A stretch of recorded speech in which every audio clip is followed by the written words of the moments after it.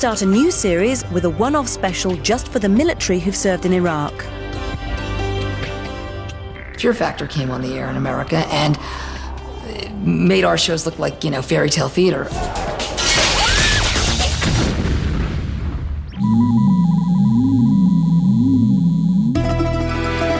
Over in Russia, TV producers and the police force have teamed up in a game show on the streets of Moscow. Imagine this happening in your town or city centre.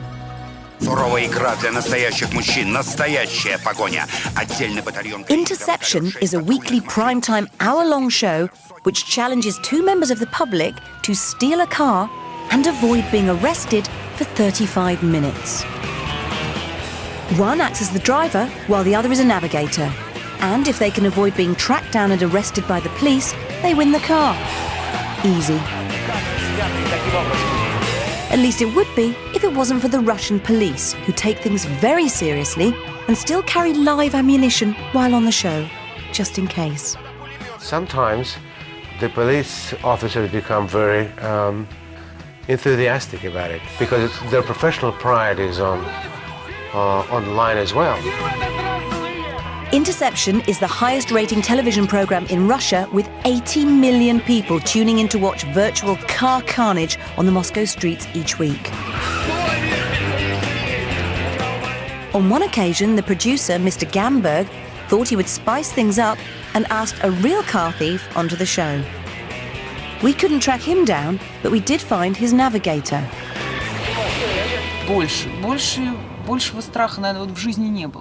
I've never been so scared in all my life. I was shouting and screaming. All my emotions came out. The driver, he showed no emotion at all. He just looked like he did that every day. Which, of course, he did. The thief went out of bounds and really tried to steal the car. The police were then told he was a professional thief and doubled their efforts to catch him. Tempers became a little frayed and the car thief ended up in hospital. Unfortunately, no video footage remains of this incident. And the police's interception record is truly admirable. While last year over 5,500 murders went unsolved, only 3 contestants managed to win a car.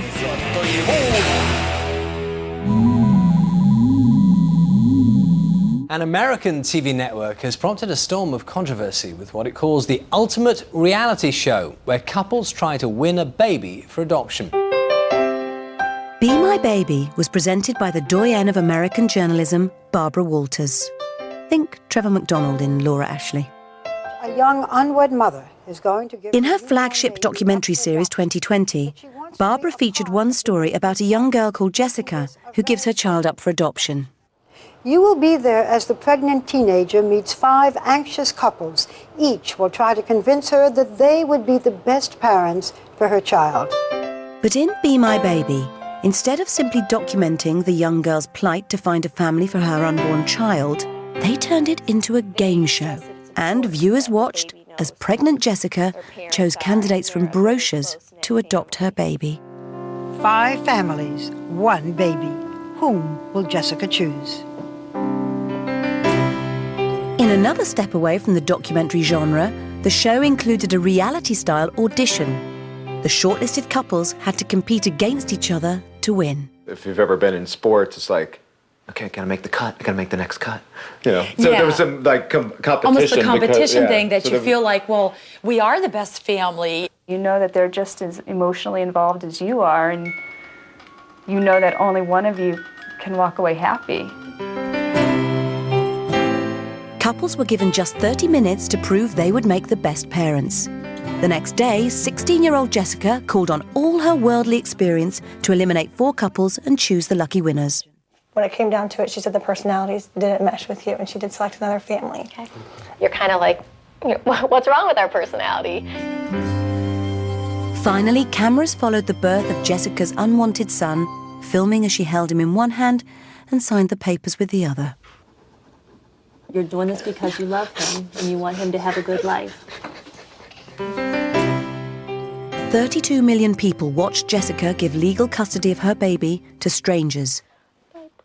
And this moment outraged moral America and made Be My Baby one of the most complained about shows in TV history.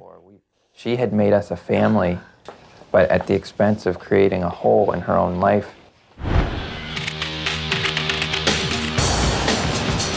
Stealing cars, scaring contestants, and giving away babies as prizes.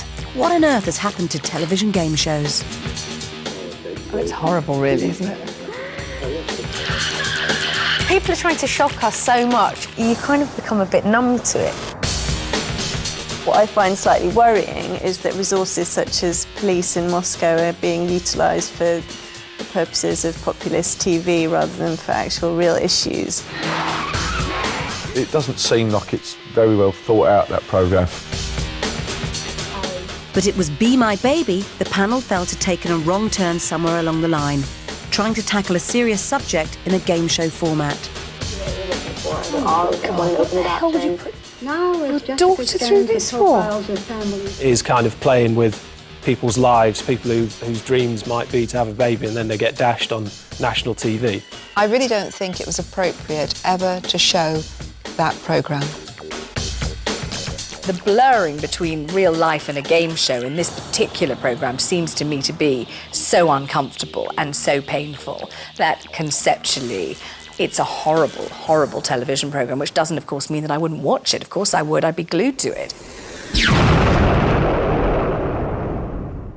Falling in love is often seen as the preserve of the young. Back in the good old days, television celebrated couples coming together, like here on Anne and Nick. But today, it seems TV is more interested in splitting couples up than celebrating weddings. With us today, as you can see, David and Lillian Fensom. It's great. And we've handpicked 3 of the most explosive and exploitative relationship shows that have had contestants fighting all the way to the divorce courts.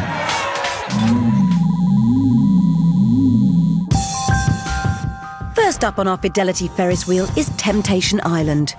The American show, which was remade here, took couples to a tropical island, separated them, and then told them to party with lots of sexy single people. Here, the boys look worried as they see the handsome hunks their girlfriends will be living with for the next 2 weeks. Temptation Island, again, a product of Fox and Mike Darnell, it was seemed very risque at the time. Every time I come up with a new idea, it seems like the next most controversial thing. At the end of every day, the contestants were shown footage of their partners flirting, and this caused stress and anguish to those whose better half was having a better time. Yeah, they're all going to be thinking, fully opinions on what's going on. and Jamie sitting in the tree. K-I-S-S-I-N-G. Juicy Lucy, made to make your mouth water. Don't remind me of that. That was a classic.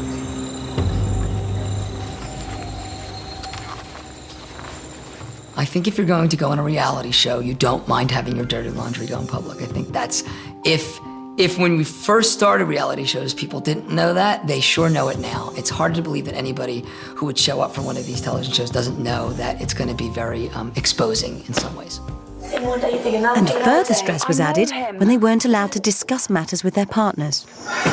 And if he wants her, he can fucking have her, because I will not have the piss taken out of me. Helen, you will not have the piss taken out. Fucking Anne. I didn't want to come, because I knew this would happen.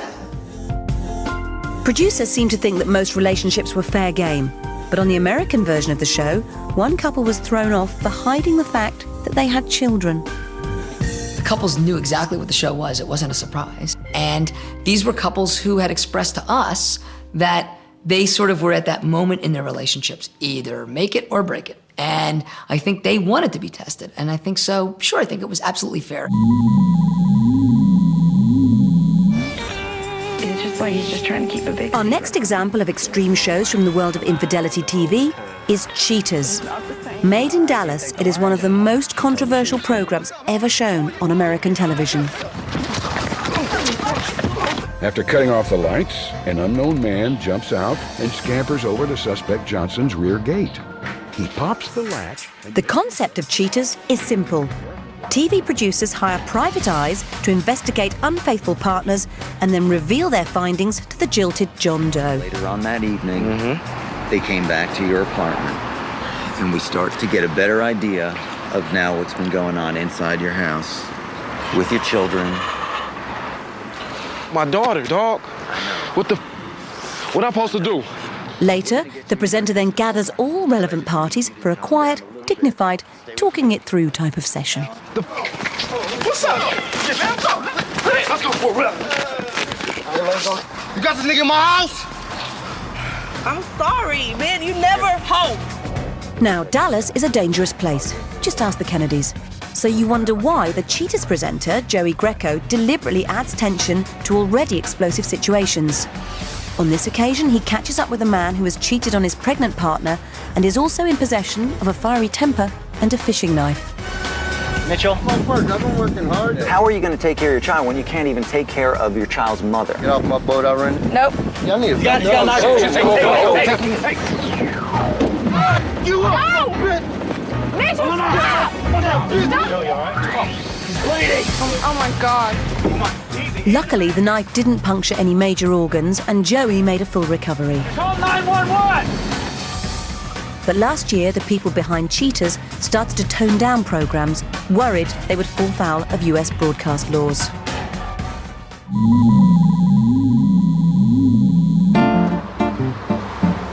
When they're not winning at football or dancing through the streets in Diamante bikinis, the Brazilians like to relax watching relationships implode on TV. Fidelity Test is Brazil's answer to Cheaters, but instead of gritty on-the-streets incidents, this is more of a Saturday night studio programme where suspicious partners set their lovers up in a honey trap.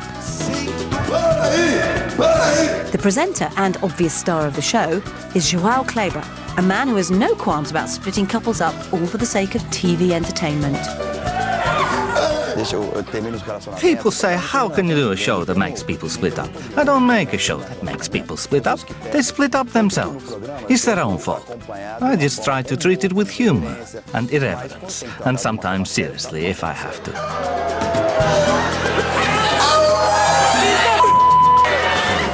While this poor lady watches her boyfriend cheat on her, Kleber makes fun of his hairy body by howling like a wolf.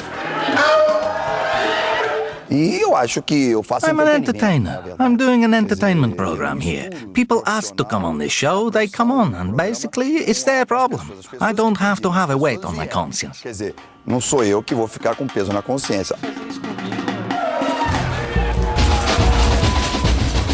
And while the inevitable happens and cuckolded contestants knock 7 bells out of each other, it seems the Brazilians take a very pragmatic approach to being caught with their pants down. In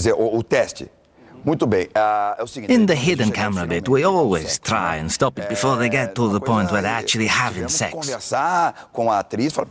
But you do get people who, once they've been caught and we go in and say, you know, it was a fidelity test, they say, look, you've already caught me, you filmed me, you're going to show this to my wife? Let me carry on and finish it. And we say, no, it's not a porn film. Calm down.